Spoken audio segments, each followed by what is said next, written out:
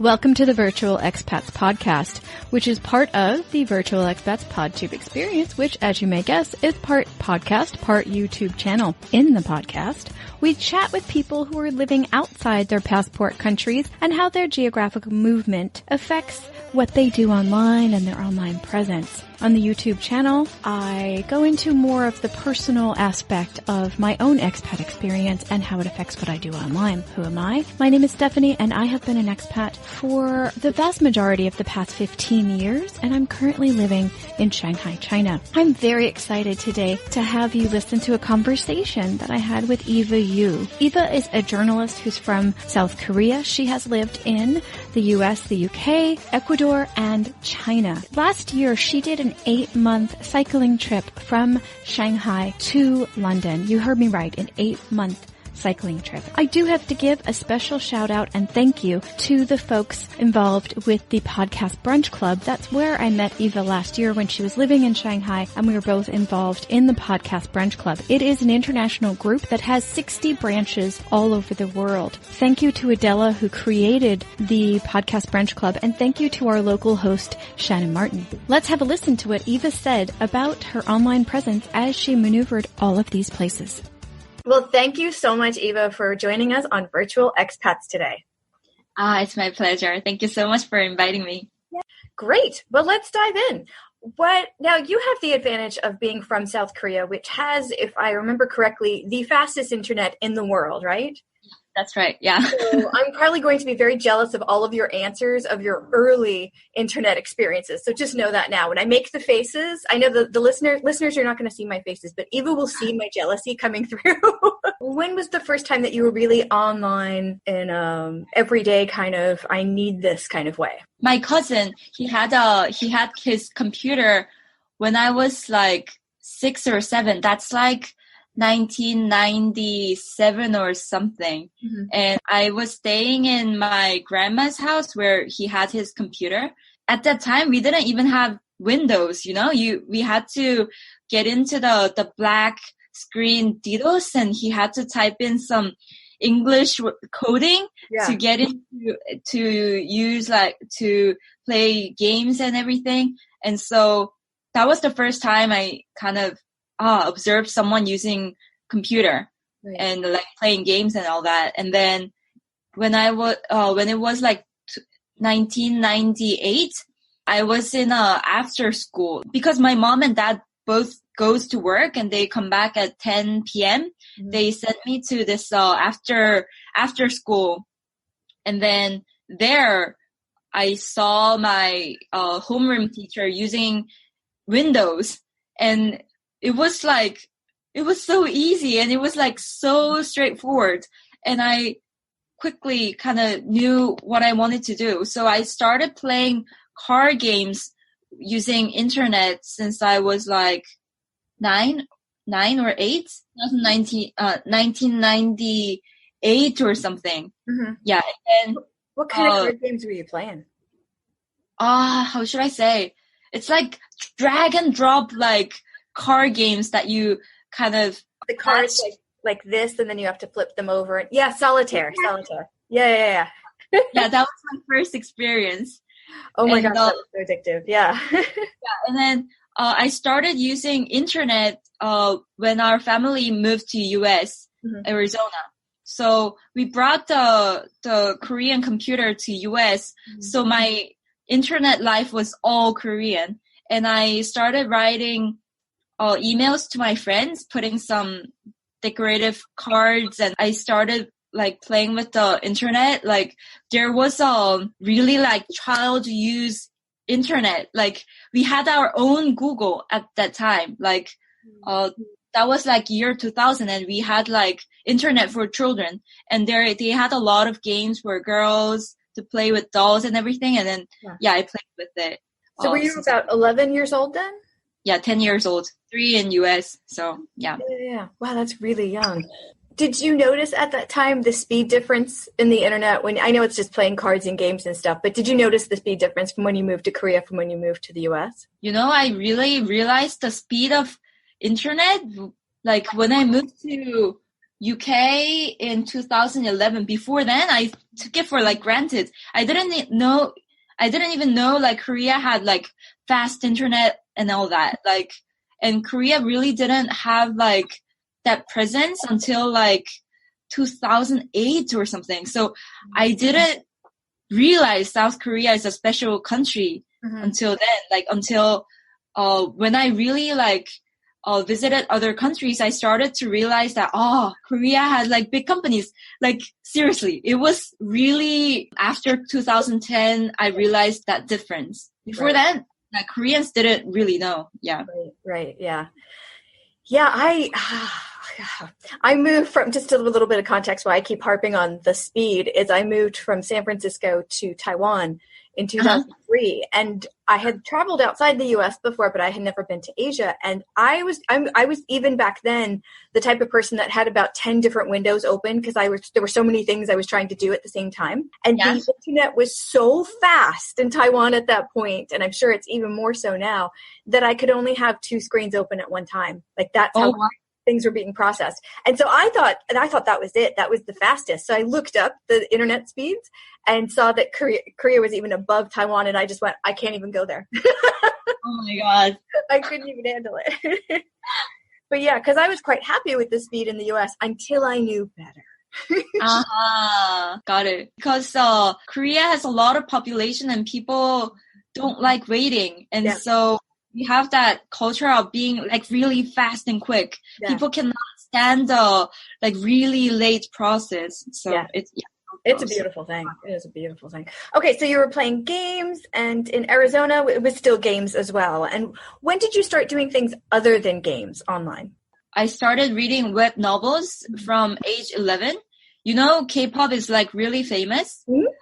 I mean, K-pop was not famous like before like 2010, but inside Korea, there was a huge fandom for those idol and like good looking singers. And so Koreans are very imaginative, like when it comes to novels and cartoons. And even at age 10, girls were reading web novels. Those novels were like, say like 3 to 5 minutes read, and it pops up like day by day. And so in the classroom, I came back to Korea in 2001, and I even had like some classmates at age 10 already writing web novels, which was really impressive. And we both followed the same singer, the same idol. And so it was all that culture. Like growing up as a student in Korea, you like naturally get access to all those web novels and cartoons and all that. And so that became like 70 or 80% of all my internet usage. And the other 20 to 30% is doing homework. Yeah. Oh, doing homework online. Yeah. In classroom, they give you a lot of homework and you can only do it using internet. And they ask you to use PowerPoint at age like 11. So we're used. Now you said your friends were also writing these novels at the age of 10. Were you writing about these idols as well? No, I could only like read. I didn't have that imagination. Our homeroom teacher asked us to it was when I was grade 6, like age 11. They asked us to upload your diary online, and you have to watch news on TV and then briefly summarize and write your comment online. So there's every class has a website where all the classmates have to contribute and write comments down below. Right. So it's really all culture. Okay, the US was so far behind you guys, because we were doing that like 10 years later. In 2001, I remember this specifically because I graduated from university in 2001 at a technological school, actually, like a polytechnic in California. And the main things we had online were 2 things. 1, Hotmail was very popular. And 2, we could go into like list servers But you had to go, like you were talking at the beginning, you had to go into the prompt and like type in the code to get into the groups for like study groups or like some for sale groups, apartments for rent, those kinds of things. But it was all on the orange screen with code. And those are the only two things we were doing online in 2001. Oh. And you guys already had course management systems for, oh, wow. Huge difference.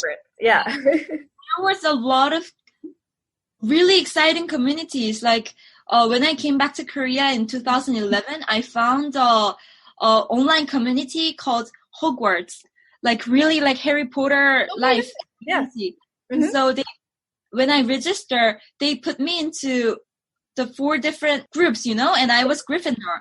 And they give you homework. There were like professors who give you magical homework. And like, I don't know, one day talk about, this is a medicine lesson, and they give you homework. And then I do digital homework, and all the Gryffindor, Slytherin, they all get points. And oh my God, it was already really huge in 2011 for age 10-year-old girl. And wow, that was amazing. It was really fun. Like, oh my God, yeah. Well, outside of school, did you have time to do anything for fun on the internet? Because it sounds like you were very busy with the homework and different after school classes. Okay, Bushiban, Hagwon. Is it Bushiban? Yeah. Hagwon. Okay. Yeah. So were you still playing the games in your free time on the internet as well? Actually, I didn't. Once I started reading web novels and I got into the fandom of idols, I didn't play games at all. And I didn't, wholly, like my time was all contributed to like watching my favorite singer related content and all that. And so it totally moved into that. Right. And so I naturally moved out of games, and apart from homework, it was all that. Yeah. Can I ask who the favorite singer was that you and your friend were really into? Oh, it was like in the elementary school, it was Xinhua. Mm-hmm. They're not really famous now, but they were. And then in middle school, I got into TVFXQ. TVFXQ. XQ. Okay. They are also quite famous in China and Japan still now. So they're quite handsome. Yeah. Nice. Okay. And then for high school, I didn't follow all that. Like, it was all before, high school. So we've got games, then we've got the web novels, then we've got lots of homework on really cool course management systems. So what did you do online after all of that? From high school, we had our own Facebook. Like, it was called SciWorld, and it was popular since 2005. Mm-hmm. And everyone, like middle school students, like even elementary school students, they all had their own kind of page on SciWorld, and it was very commercial. Mm-hmm. I mean, like you could put on like music on your. It's like a website. It's like a mini website, and you could turn on music. You could put on fancy like backgrounds, right. And you had to pay for them like online.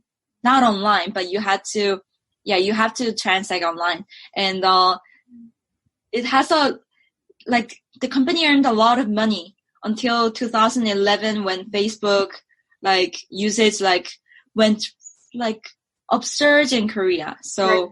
It was back then, wow, really popular. Was this a Korean company or it was part of the school? It was online. It was born out in Korea. It was whole Korean thing. And I just met the company who owned it like 30 minutes ago. He told me they sold it to China in 2011 or 12. Yeah. Oh, yes. So social media. I never heard about that before. Wow. They sold it to China. And did they repurpose it as something? That's interesting. What? Oh my gosh. Okay. This is all very new information. This is cool. Wow. Korea also has their own thing. Mm-hmm. And now and some of them we still keep it, just like Baidu. Like we have like Korean Google neighbor, and 70% of Koreans still use it for search engine and for emails. Mm-hmm. And And I think other services, now we all substituted to the American ones like Facebook or Twitter. With Neighbor, have you ever done any searches of like the same information to see what comes up different between Neighbor and Google? What Neighbor is criticized for is that they kind of allow the advertisers, like they get money from the companies and they put the results up front. And so say Google is much more kind of equal to the like good quality information or reputation. But for Neighbor, they were criticized because they put the ones that are paying more money like upfront, and the ones they didn't pay, they put it down. So they were criticized, but I think it's getting better. They realized this problem, and it has been issuing Korean. So I think they're fixing that problem. Baidu had similar problems. So. Okay, so that sounds like the beginning of your social media experience. What kinds of things did you do the most on SciWorld? Writing diary and putting up pictures. There's like two different categories. There's one called, because like, the SciWorld itself, they copied your, it's not in US, so it's really hard to explain. But in Korea, every year, in New Year, we buy a diary. And in the diary, you have calendar, you have weekly calendars, you have where you put like your friends' contacts, and the SciWorld is an online version of that. So it has diary, it has album, and it has where friends write like post for you. And so it's either like putting up photos or writing diary, like really sincere one. And I spent a lot of time on that and visiting my friends' SciWorld. And in Asian countries, it really matters like how people look at you and how people think about you. So it's like, as a friend, you must visit your friends' SciWorld and keep like putting comments and writing, I miss you, and I think we can meet up like next week. It was a big deal back then. Right. So if you were not on SciWorld for a few days, your friends were like seriously pressuring you. Hey, what's happening? What's going on? Not getting maybe something like that. Back then it was a serious thing. Sorry, did you say SciWorld's still up now, or that's the one that got sold? Well, in 2011, SciWorld lost all the users to Facebook. People no longer visited SciWorld, and now the company knows that, and so they allow the people to make like real diary out of their all contents on SciWorld. So I did that actually. So I brought out like all my content that I uploaded on SciWorld, and I just like had them. I have it in a PDF. Yeah, and it's like so many pages because I did it for like 8 years, and it's so huge. Wow. Was there, once you actually got the PDF, was there anything surprising that you forgot about that was in there? Yeah, it's all my childhood memories. And so it's so surprising, like what I wrote back then, like, when I was like 10 years old, 15 years old, I have it all, and it feels really weird. Yeah. Does it feel like a different person? Like it wasn't even you? Yeah. Oh, so childish, like talking twice. Yeah, I don't have a lot from my childhood because it was all paper forms, and I tend to like write a lot and then I would like throw it away and forget about it. But I have some digital stuff from my early 20s, and I do not know who that person was. Every time I look at it, like, how did I think this? What is happening here? How am I the same person? Exactly. So that was 2005. What happened after that? So the Naver, the search engine, the biggest search engine in Korea, they started a blogging service. And as time goes by, it was better than SciWorld. So people moved on to Naver blogs, and I also did that. So in 2012, I was volunteering in Ecuador for 1 year, and I didn't bring phone there. So like my social media was wholly on Facebook and Naver blog. So since then, I really started writing like serious like blog posts with all my pictures and diary combined, and it was so comfortable. I just had to manage a Naver, and I just linked it to Facebook, and it's still valid. I still do that, the same thing. Is that blog still online? That's Yep. not online. And, I have like 600 visits every day. Wow. Yeah. What's the name of the site? Oh, I can link you. And I write about everything, like doing business in China and my life in Korea, China, and it's everything. Like I sometimes write poetry. Yeah. So you started it in 2012 and you've kept it going this whole time. Let's backtrack. You said you were doing volunteer work in Ecuador. What were you doing? I was teaching Korean to the young students in Ecuador, and it was a lot of like cultural exchange. Mm-hmm. And so I had to teach Korean in Spanish. So I learned Spanish there, and I lived with local people.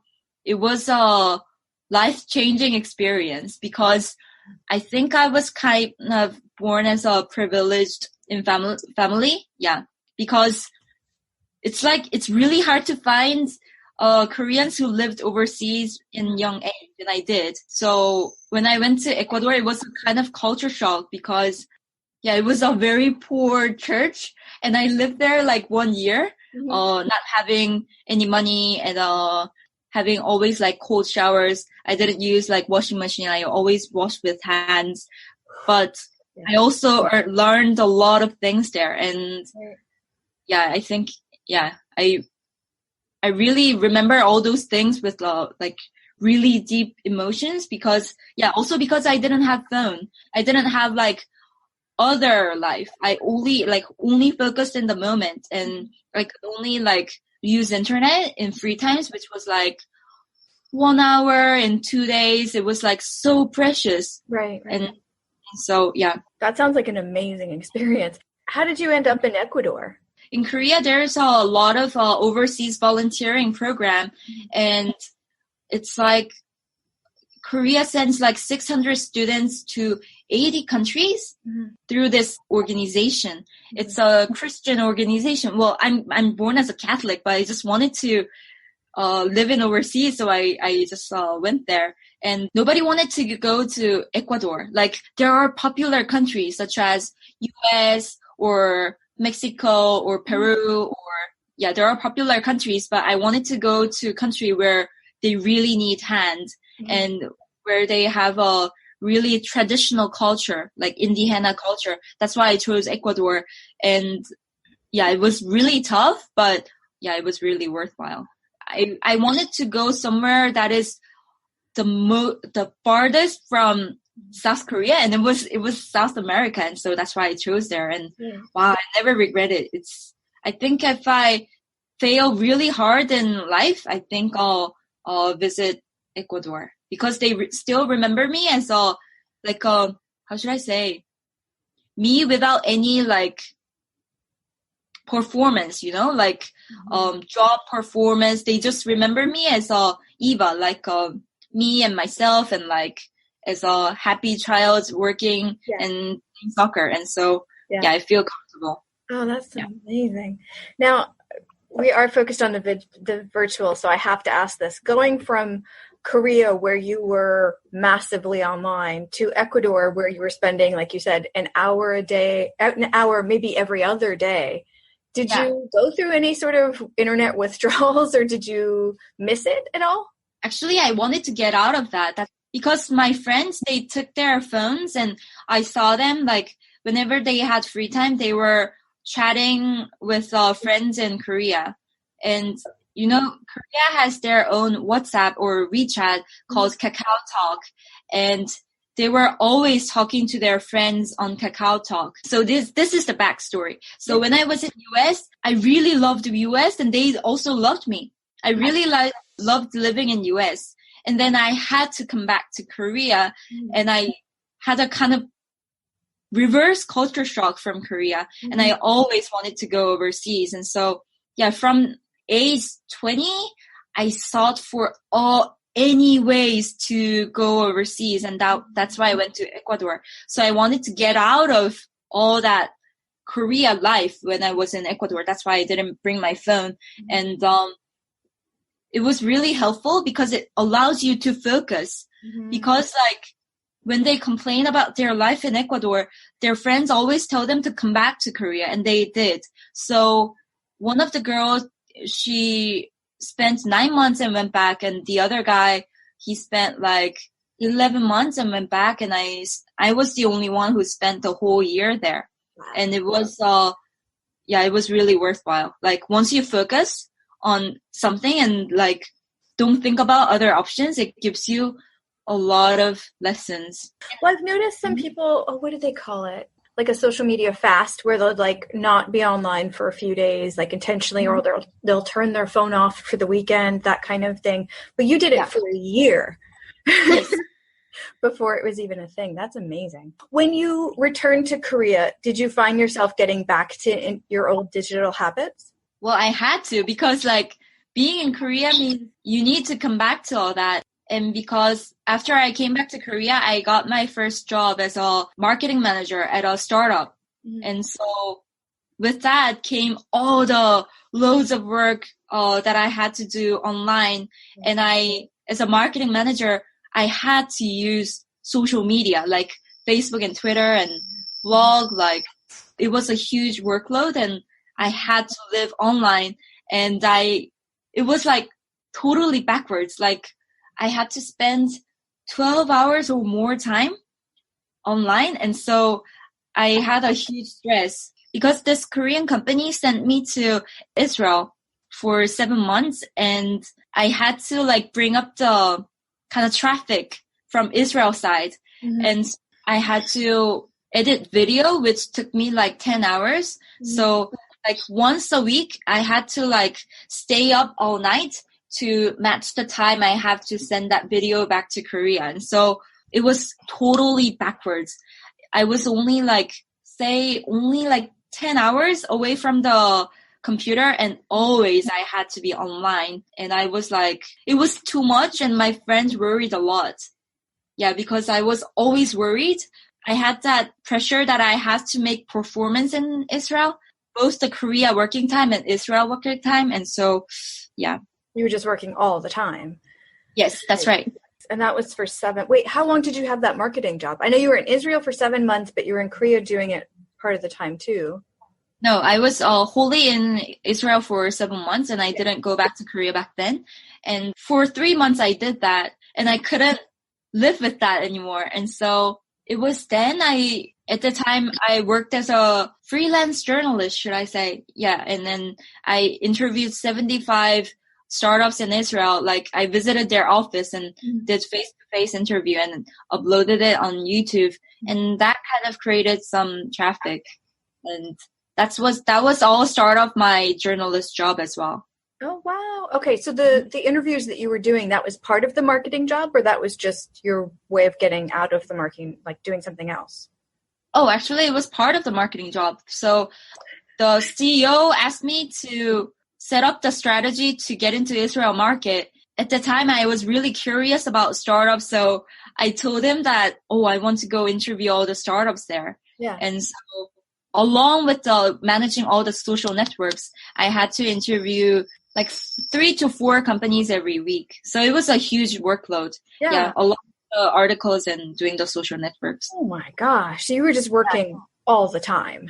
Yeah. Even the weekends. Yeah. So it was crazy. Okay, so Eva's a workaholic. I'm a workaholic. Are you? Awesome. I need your help, dear workaholics, in spreading the information about the Virtual Expats podcast. Can you please take just a moment out of your time? You can even pause right now and just take a quick screenshot of the podcast information and post it anywhere online. You could just post the picture with a thumbs up or a smiley face, and that would get the message across too. I'd like word of mouth to lead us to a place of digital happiness where many, many people are contributing information, questions, feedback, and interviews to this podcast and the research we're doing by chatting with people living outside their home or passport countries about what their geographic movement does to their online presence. Thank you for everything and anything that you do to help spread the word about virtual expats. Thank you. You may commence working now. Okay, but you were in Israel for 7 months. And after Israel, did you go back to Korea or did you go to another country? Oh, I came back to Korea, and that was my last semester in my university. And so I did my last semester in Korea, and then the same Korean company sent me to Silicon Valley as a business development. Well, he had a really big dream. I mean, he wanted to establish partnership with Facebook, Twitter, and Evernote, LinkedIn, and I visited all those companies. Oh my gosh. So wait. Backtrack a second here. When you were in Israel, that was before you finished university. Yeah, that's right. Was that an internship or something, or that was just a full-time job that you did in the middle of university? Basically, Korean university allows you to rest like 5 years, and Korean students rest university about like 2.5 years before graduation. So it's very natural thing, and it was a internship. It was a internship, and it was a Korean government supported, and so Korean government pays for my stay every month, and I think they spent $10,000 for my whole stay. So it's like basically they chose 15 young Koreans who will learn the Israel startup ecosystem and I don't know, contribute back to Korea, and I was accepted. And so yeah, I was pretty lucky, and it was really good. I mean, they allowed me to study in Israeli university for 2 months to learn the entrepreneurship and do the internship with the Israeli company for 4 months. And wow, it was really valuable experience. Okay, let's talk about the Israeli internet. When you were there, were you on, I keep talking about different like countries' internets, which do exist, right? I mean, you've got the different apps and websites you were talking about in Korea. You've got the American ones, which are in a lot of ways international ones that a lot of people use. You've got ones that are just used in China. It's so confusing. Were there any Israeli websites or apps that you used there that you didn't know of beforehand? Actually, when you go to Israel, you're surprised by how much English-friendly the environment really is. Yeah. And it was all like in accord with US. In like, I would say like 80%, it's all same with US. Because like many of them are immigrants, either from overseas countries or many of them were brought up in New York and then they came to Israel. And so I think I was wholly using like Facebook, Gmail and all that, and it was all the same. It was only like tech websites. Those were different, and like some localized services, such as doing the online payments and building websites. Like those services were like really niche. And so I would say, 80% it was like all accord with US. Okay. Wow. Okay. So from Israel back to Korea and then over to Silicon Valley. Yep. Wow. I forgot to ask you before, when you lived in Arizona as a child, what city were you in? Arizona, Phoenix. Nice. Yes, it was really nice. I lived in Tucson for graduate school. Not as exciting as Phoenix. All right, so let's go to Silicon Valley then. So how long were you there for that project? It was only 3 months, and it was also government supported. You know, Korean government. I'm moving to Korea. It's over. It's done. Are you serious? Yes, there is. Like, I'm pretty sure once foreign startups want to go to Korea, like government will give you like free office space and give you investment, and oh my god, they're gonna support you a lot. So wow. So you went to Ecuador and Israel and the US all through funding from your government. That's right. What were you doing online when you were in California? I was business development, so I cut down all my like social media life. Like I didn't do any blogging because I felt like once I have free time, I have to make some productive work, like writing articles or, you know, like being a business development, you have to show some performance, like achieving partnership with people or get some like sales or, it was like wholly different from like writing article and like writing content. And actually I was kind of introvert, like about reaching out to people and actually visit them face to face. And as an Asian girl, it was different from who they imagine as a business development. So it was really tough, and I ended up not having any partnership with those companies, and they were actually like, it was a lot of layers to get up to that executive level. I could only talk to like really low person, and it didn't work out as I thought and the company intended. And also, it was also very hard to get sales. And I think I was not like adequate person to be in business development, but I ended up getting the first prize in a demo day when startups all have to present. And so, wow, it was a good ending, because otherwise I would have felt really sorry for my CEO sending me to Silicon Valley and not having any achievement. Yeah, that's what I came back to Korea with. Yeah. So Eva, I'm drawing a little timeline as you're speaking, Oh my gosh. and all I can see is workaholic. And I can only say that because I understand. I work too much too. I'm just like, my goodness, girl, what are you doing online for fun?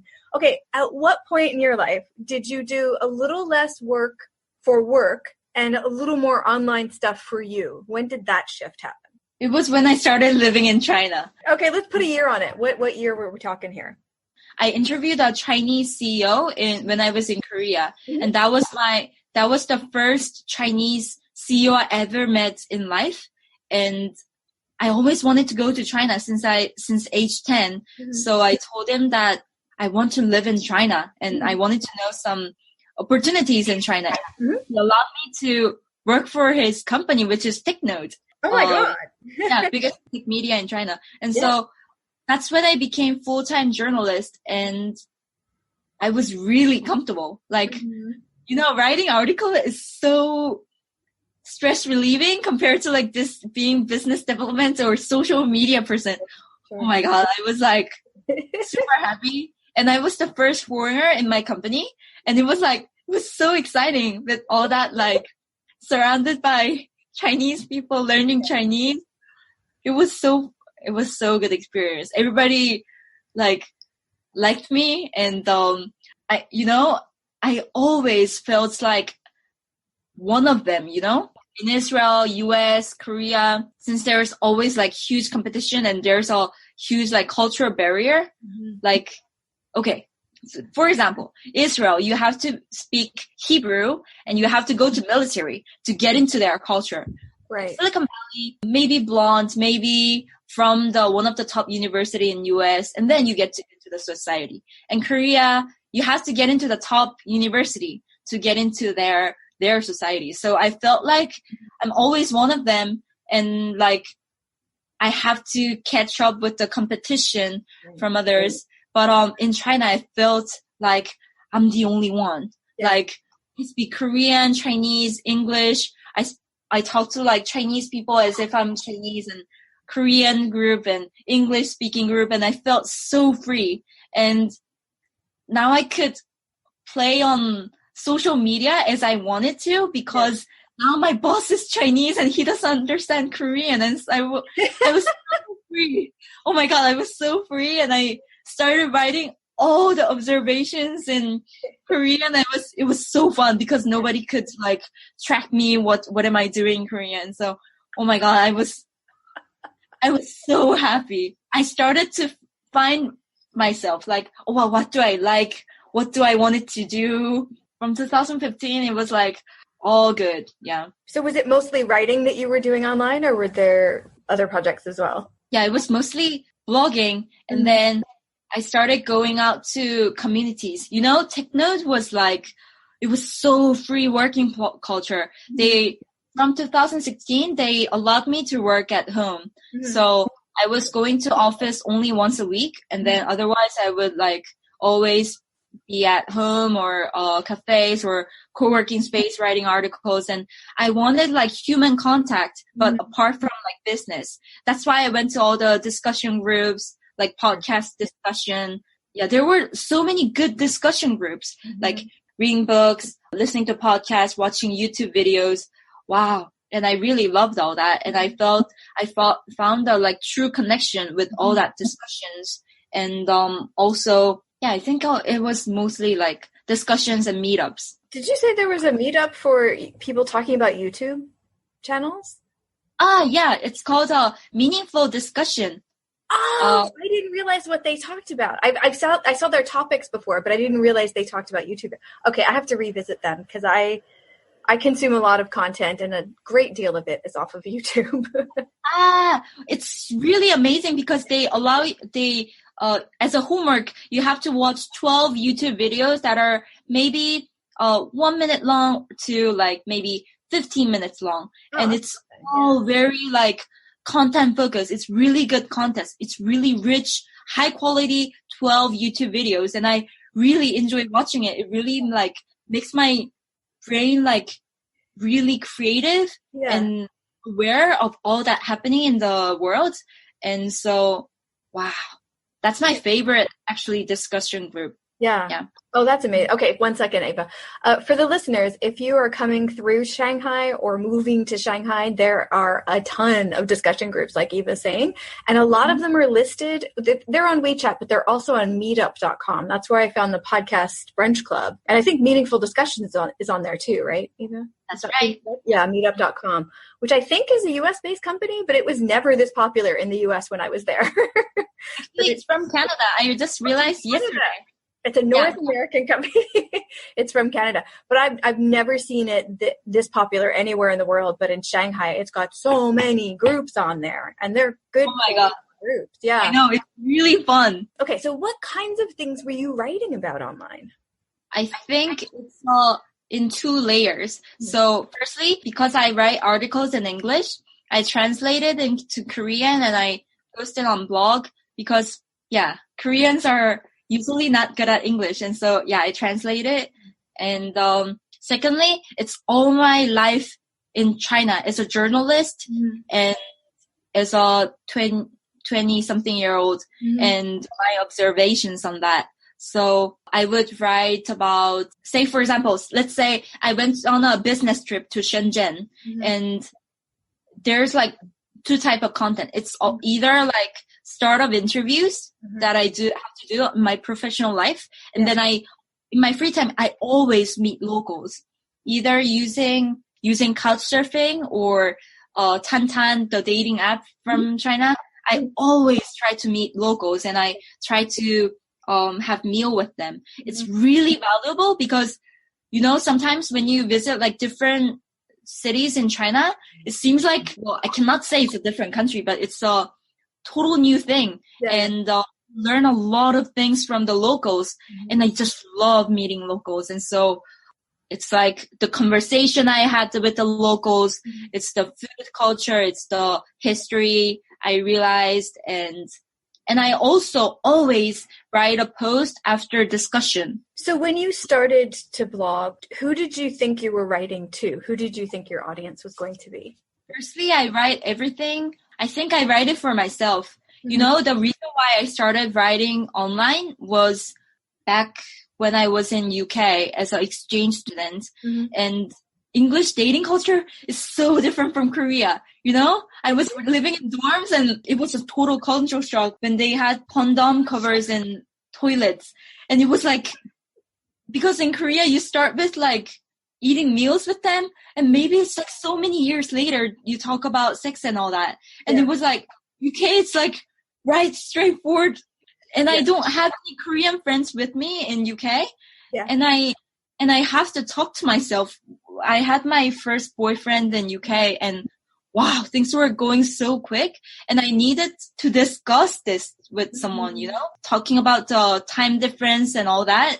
I couldn't talk to anyone because they cannot understand me anyways if they're not in this situation. That's when I started writing like really detailed diaries about justifying why I did this and what do I think about it.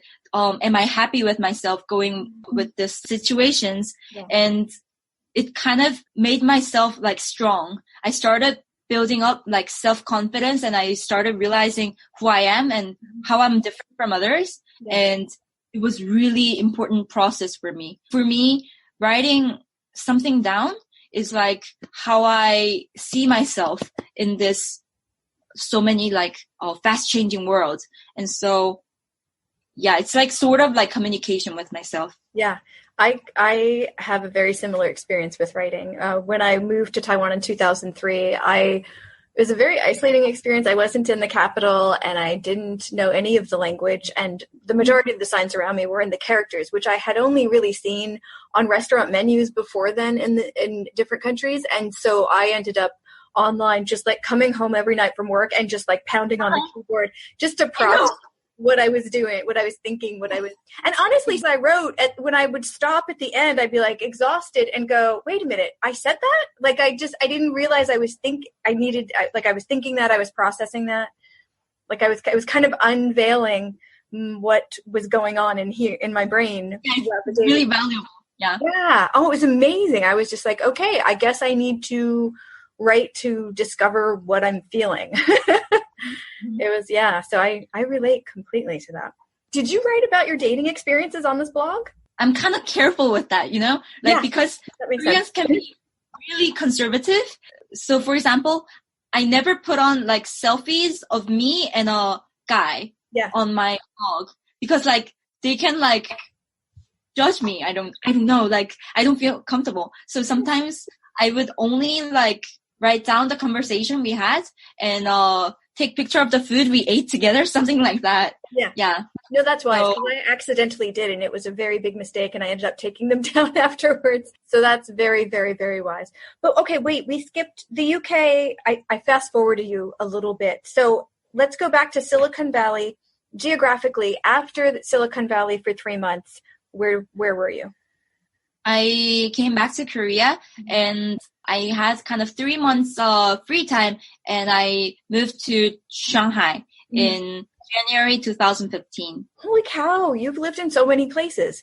Have you lived in a lot of places? I have, Eva has. Have you? If so, and you're interested in this topic of our virtual lives and our geographic lives and how they affect each other, please do contact me. I'm all over social media with the same name, Steph Fuccio, STEPHFUCCIO, Twitter, Instagram, Tumblr, LinkedIn, and for now, Facebook. That's also my Gmail address. So however you'd like to contact me, do so, and we'll get you on Virtual Expats. Thank you so much. Well, since you've been writing the blog for a number of years now, do you ever feel pressure when you don't feel like writing that you have to because there are people reading it? I really feel the pressure when it comes to the language because I have an audience of like 3 language groups, Korean, English, and Chinese. And for Koreans, it's like oversupply, thinking about the demand. It's like I post like, sometimes I post daily, and for Chinese group, there's a huge demand, but I supply so little because once I posted my diary and there were like 2,200 views on that post, and I was so surprised. And for English groups, I think it's a little low than what is needed. And so there's kind of like, pressure for me to keep up with all of them. Otherwise, because they come to me and ask like, what's going on? Why don't you post like your things? What's going on there? And so I don't want to make them worried. And so I try to keep to all the audience. Because it's a personal blog, I feel the need to ask you if you're ever going to turn it into a podcast. Well, that's a really good idea. And I considered it. And I was actually a podcast host for 1.5 years in Shanghai. Oh. And what podcast were you on? I was a co-host, and it was totally like China business related. And I was always having like journalistic views on what's happening in China. And so I thought there needs to be like really clear purpose. And at the moment, I'm keeping my blog, and I have a lot of videos I have to upload on YouTube. So I think I will, do videos later. And I think I'll consider podcasts, but it's that I really like human connection, talking to face to face. And then I might consider doing YouTube or maybe podcast, but I'll have to think about that. A lot of people now a lot of podcasters now actually record on YouTube and then take the audio and put that in a podcast so that people can consume it in whichever way they want.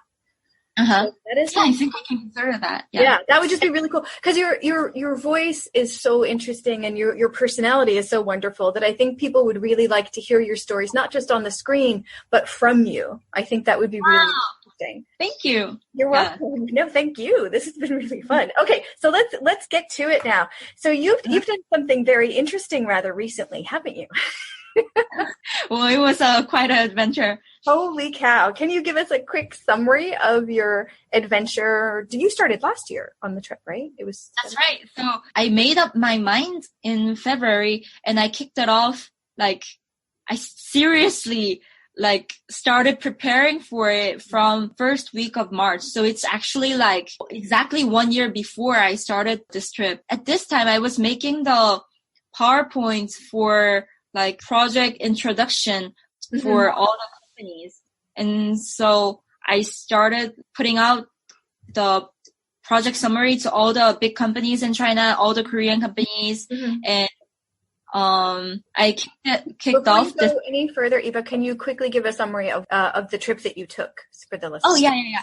So it was a cycling trip from Shanghai to London, following the Silk Road and interviewing the startup entrepreneurs from all those countries on the way, 15 countries, and also holding a seminar in each country.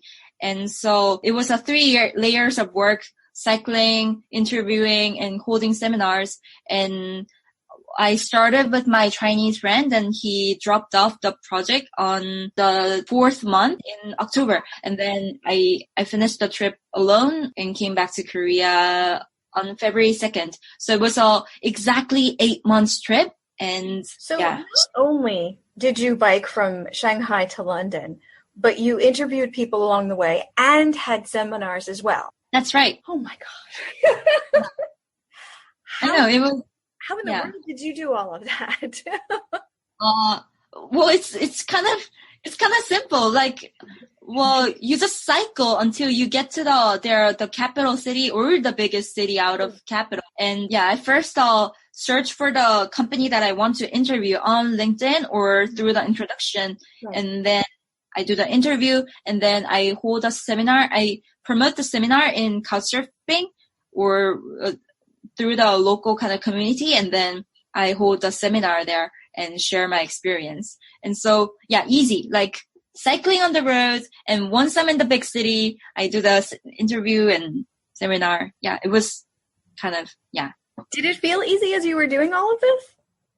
When you have a very clear goal, your destination is London and you have to do it because you promised. I have 14 sponsors behind. So I always had a kind of motivation. I knew what I was doing and I knew I can do it because compared to what I did in the past, interviewing the 75 companies in Israel, and I was how should I say? I was giving out papers in Ecuadorian university, 2 hours every day. So it was I knew I could do it. And sometimes it was really tough in terms of cycling, but interview wise or doing the seminar wise, I was comfortable with it. Right. And you said there's a book coming out of it, right? You're writing a book right now? When is that? When can we see that?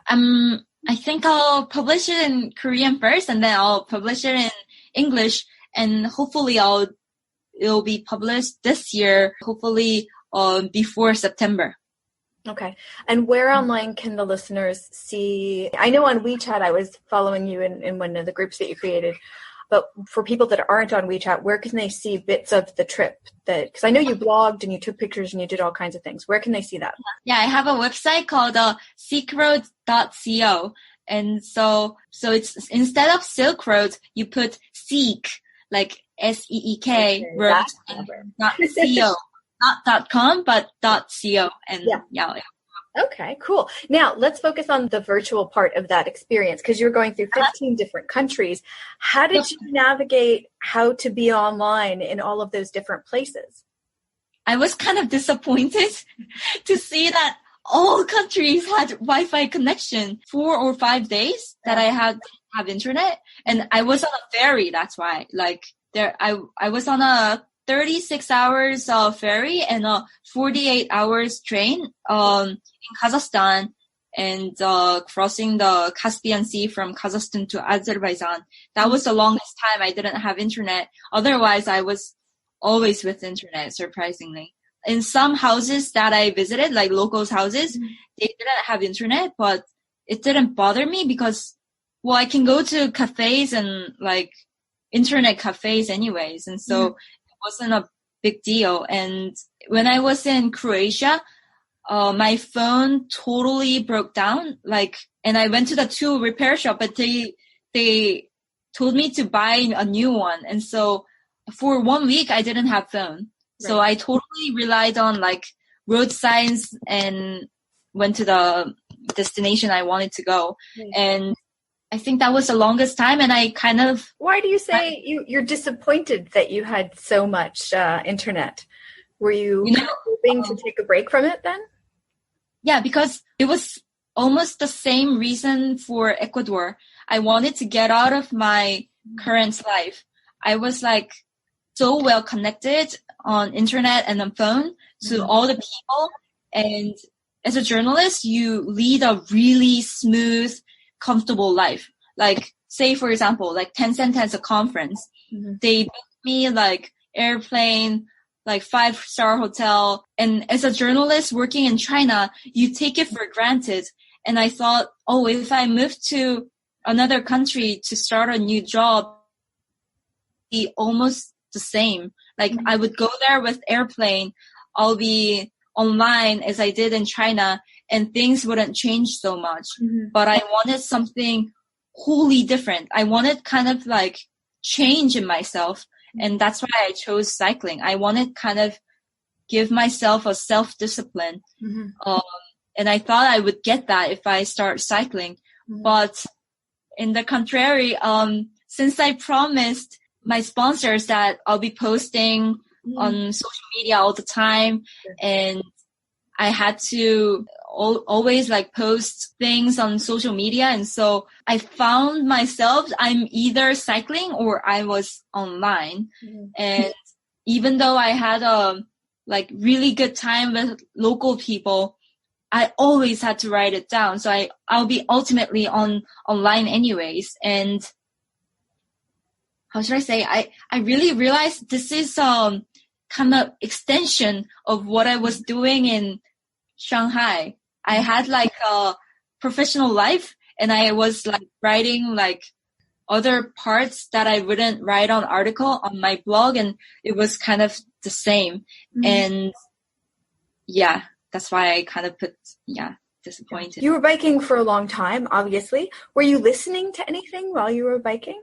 My friend had a Bluetooth speaker, and so we would listen to songs as we go, both pop songs and Chinese songs. But it was only 1 month that we cycled together, and then from then on, I cycled alone because like he liked to sleep in the morning, and I couldn't stand the sun, and so I had to like get up early and get to the destination by noon. And so we were cycling at different times from July. And so, it kind of changed. So I didn't listen to anything, as I was going. You were biking for hours a day without listening to anything at all. That's right. So I think in average, I cycled like 8 hours every day, and I wasn't listening to anything. What? Okay. I have to ask, because I think you might be similar to this. Like my brain's always kind of either consuming something or thinking about something. Were you thinking of anything or planning anything? Or I'm the person who has a lot of thoughts always. And so I was like always thinking about things. And I was talking to myself. I was singing, and I was thinking about like what I'm going to do next. Yeah. Like, I was thinking about this kind of podcast. Like, what am I going to say after this? And yeah, it was like, wow, it was really random thoughts. Yeah. But, yeah. That's kind of fun. So you had a playlist in your head. I know. I was doing like self-interview. Oh, Eva, like, how do you feel like after all this? And I'm like, That's awesome. You know, it's funny because we have so much content available to us now, and I think that's a wonderful thing. I'm not someone who says, no, we have too much, we need to pull back. I'm not. But I do remember as a kid before all of this, because I was alive before the internet was used by regular people. So I did used to like take my tape recorder and like make up like radio shows and like make, you made up stuff as a kid. I know. Yeah. So, I mean, I get that. I get what was happening in your head. That's kind of fun. Have you said anything today that you rehearsed on your bicycle trip? I was getting ready for a Chinese interview. And so I was like talking to myself in Chinese, not to forget also language. And so, yeah, I guess, once you're in a podcast interview, like things just come out before you think. And so I think it's kind of, different. Yeah. Well, the situation was very different. Okay. Well, that brings up a good point. You write in 3 languages. Have you been doing publicity for, not just publicity, but have you been interviewing and stuff about the trip in Korean, Chinese, and English? You mean like when I do that interview or? Yeah, when you interview or when you email people or talk to people about the trip that you did, are you doing it in all 3 of those languages? Yes. So in China, wholly Chinese interviews, and from out of China, it was all English, and I still need to do a Korean startup interview and the seminar, and it will be in Korean. Just wow. When you talk about this trip in those 3 different languages, does it feel the same? Do you describe it the same, or are there any differences in how you... Wow, there is a difference because, the language carries the culture you're in, right? So, for example, speaking Korean is being polite, and you have to Koreans like people who are humble. And so I think I'm viewed as that kind of can be a little bit shy and introvert in Korean and being polite. But in English, I'm very straightforward, and I like myself talking in English because it's like it carries my professional life. And so I'm kind of straight to the point, and I like that about English. I think about Chinese, it's also catching up my English level, but I still have to work on it. But I think China also carries kind of like ethic and being humble culture. And I always try to like remind myself like, I have to follow kind of their kind of role. Yeah.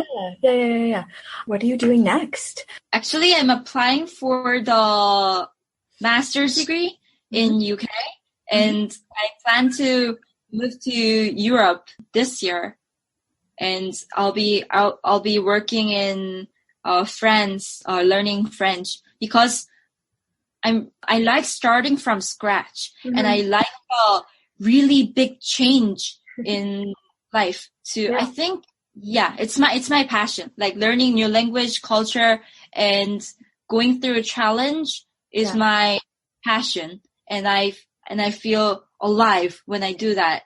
And so I see Korea as like a gas station, like charge myself and like once more like challenge in other country. And so I know I'm charging myself right now, and I know I'll be challenging once more. I think that is the best description of being an expat that I have ever heard. When people say, why don't you want to be home more? I'm going to use that phrase that you just said right there. And I'll give you credit for it. But my gosh, that's perfect. It's very straightforward. No, that is awesome. For a lot of people, I've noticed, Eva, that when they change countries, they massage what they do online with what they need in that place and to keep in touch with people back home. But it seems like you also have this third space where, and I could be completely wrong, so please correct me if I am, but you seem to have this third space where you pull back from the internet regardless of geography and do what you need to do offline. Is that at all true, or am I making stuff up? Yeah, you have a point there. So say I'm in a random place, I'm in a new place, then I really rely on locals. Like, I think I'm always with local, either using Couchsurfing or using Meetup. I'm always with local, and I always ask for their help when I have a problem. And I like online, I only talk to one person. I only focus on one person. I just talk to my mom. I just like tell her what happened. And then it's not that often. It's like once a week or one month. It's just to keep up and to let her relax. And otherwise, I would write down all my kind of observations in my blog. And that's how I kind of process what happens to me. And then I think I really kind of take a rest from my online life by interacting with locals. So I see myself either being online by myself or being with locals outside. And I think I wouldn't like spend time alone otherwise, like offline. Say I always like meditate in the morning. And I think that that's already good enough to give myself energy. So when you first get to a new place, do you stop doing a lot online and talk to locals more? That's right. That's really, really cool. And it seems like you learn languages pretty quickly, so you can use that to help you talk to them. Is that right? True? Yeah. And because I think I have a good stamina, like I don't have to sleep that much. So I always find myself waking up earlier than other people. And so I always have a good amount of free time for myself to write down things. Right. So it's like people look at me like a spy. When I'm with locals, I totally focus on them. I have a good time with them. And once they're sleeping or doing their stuff, I'm like writing, like wholly focused and something like that. That is so insanely inspiring. Okay, two more questions. I love it. Thank you. What do you think you might do online differently in the future than you have done in the past? And it doesn't have to be something that exists now, just something either futuristically cool 10, 20 years from now, or something that you've just wanted to do for a while. Could be anything. As I'm doing masters in UK, I really want to be like away from my current hobby, like not blogging all the stuff that goes around. Yeah. And I don't want to make like tiny bits of like my life into a blog, but rather like say I devote, 6 months into a research and I come out with a meaningful result. Or I said to myself, because in Korean age, I'm 30 this year and I'm 28 in an international age. And it's like, it gives me a lot of like responsibility. I told myself that now I want to be like a doing person rather than like writing down what others did as a journalist. And so now I know it's really important that I kind of give myself responsibility for the things I did in the past and like being inspiring other people. So in that ways, I think I'll focus on maybe talking, maybe doing videos or giving more lectures, but rather than writing, like really making meaningful actions that can really create change. And because during this cycling trip, I met so many people who inspired me, who were like entrepreneur, but they went to the small village to open their little school or to become a farmer. And it was like, wow, it was so different. And I learned a lot from them. And they are actually the ones I want you to interview for the next podcast. And I think in the future, I'll be more like action person. What are you going to study in the master's program? I think it'll be sociology, which includes media and culture study. And I think I'll enjoy it a lot because I was always into it. Yes. And yes, that sounds really fascinating. So keeping in mind in this podcast, we're trying to figure out when expats move around, if that affects what they do online. What questions are missing from this this podcast? What should I ask future guests?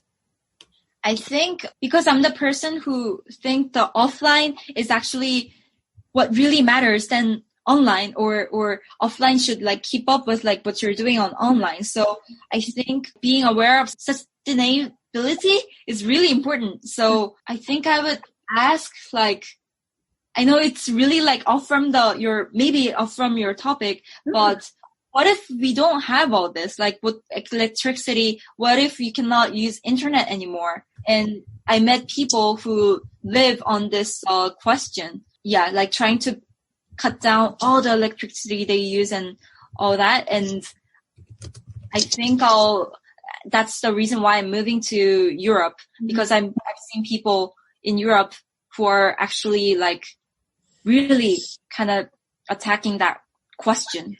And so, in China, they manufacture all that, but who's going to do with that electronic waste? And what are we going to do if we don't have like electricity and internet anymore? And I think I need to like put myself more on that side to be more wise in online. So I think it's a kind of important question. Wow. Yeah. Okay. So is the question about the internet or just about electricity in general? In first step, it's about internet. Yeah. And secondly, it's about like seeing ourselves being consumers and consuming a lot of electricity and resources. Yeah. And yeah, I think it's an important question. Yeah. Somebody mentioned yesterday to me that they are now developing technology in China to extract the coal from the air. Mm-hmm. Yeah. And part of me is like, well, let's just not put it there. Yeah.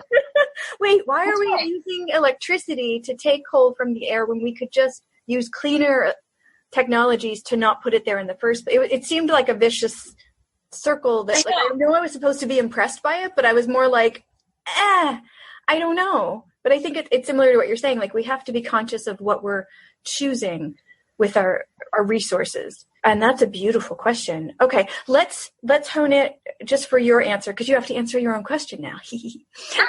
Let's focus just on the internet. What would you do if you didn't have the internet anymore? I kind of found question in one small village in France.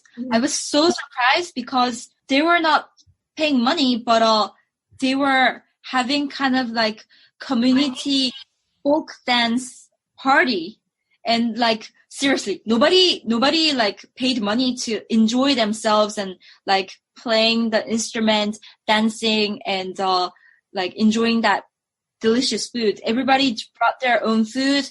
They brought the instrument and then they played music. Everybody danced the folk dance, and it was all different age groups from like 20-something-year-olds to 60-something-year-olds. And I felt like, this village doesn't need electricity to enjoy themselves. They don't need corporates to host events, and no advertisers needed. Once people bring up what they have and they just connect just like that. And wow, it was all really, it was kind of culture shock.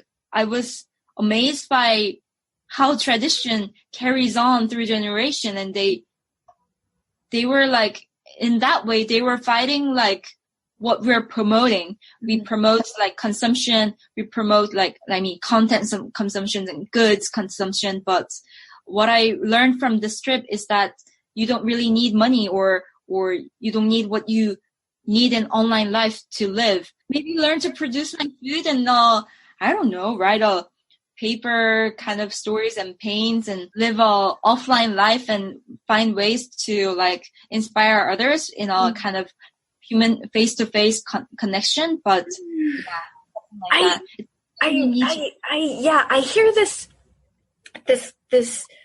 kind of question come up a lot, and I do hear a lot of people take one of two routes. One is kind of where I am, of I will cry for days. And the second one is more of where you are, which is, it'd be fine. I would just live an offline life the whole time. But honestly, it feels like there's got to be some sort of in between where we can spend some time online and have that online existence feed into our offline existence. Mm-hmm.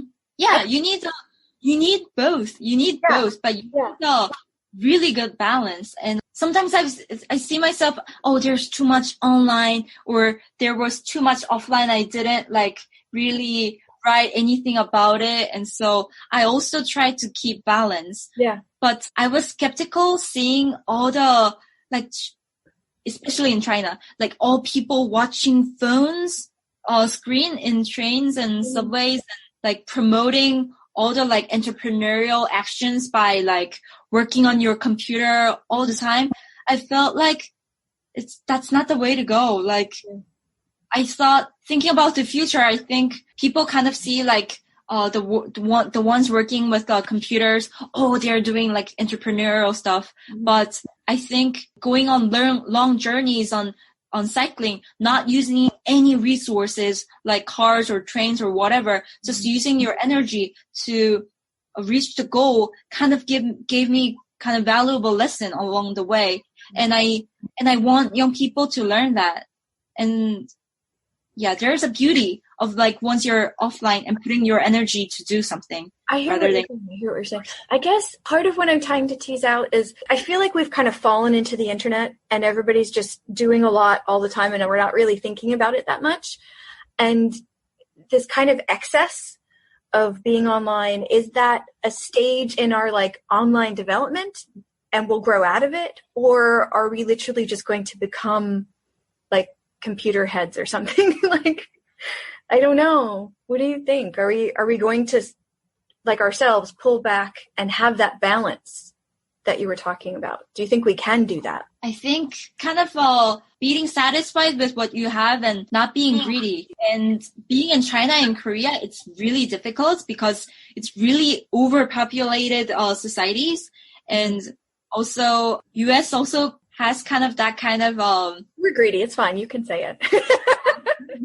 I think humans by nature are pretty greedy. They want everything that they can get. Yeah, I think people need to kind of balance with life in the nature and offline and more human connections. There's a really good YouTube video that I want you to watch. It's a history of things. I really realized that all our life is promoting the consumption. This video talks about how product is made, from manufacturing process to people wasting stuff, and you kind of realize that you're creating a vicious circle of like creating, wasting, and you're just making this world like not really sustainable. And it's the thing is that a lot of us just don't realize that we're so much exposed to all the consumption in whatever, like content or products, and you don't really realize the backside of it. And